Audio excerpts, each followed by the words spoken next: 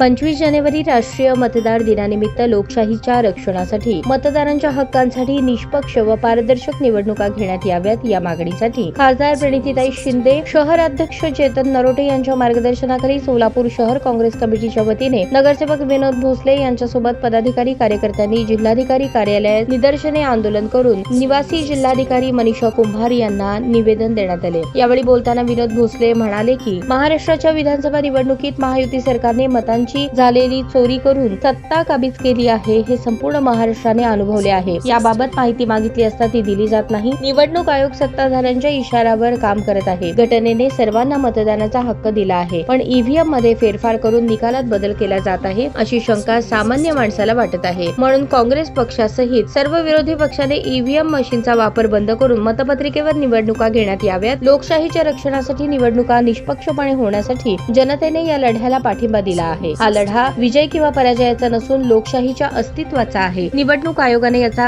गांभीर्यपूर्वक विचार करावा असे आवाहन केले। या प्रसंगी प्रदेश सरचिटणीस नगरसेवक विनोद भोसले, महिला अध्यक्ष प्रमिला तुपलवंडे, हनुमंतू सायबोळू, बसवराज मेत्रे, भीमाशंकर टेकाळे, युवराज जाधव, सुशील बंदपट्टे, तिरुपती परकीबंडला, नागनाथ कदम, मयूर खरात, पशुपती माशाळ, परशुराम सत्तारेवाले, हारून शेख, एजाज बागवान, प्रशांत कांबळे, शुभांगी लिंगराज, शोभाताई बोबे, सुमन जाधव, मुमताज तांबोळी, चंदा काळे, नागनाथ शावणे, चंद्रकला निजमल्लू, नीता बनसोडे, सुनील डोळसे, अभिलाष अच्चुगटला, अनिता भालेराव, मीना गायकवाड यांच्यासह इतर पदाधिकारी उपस्थित होते।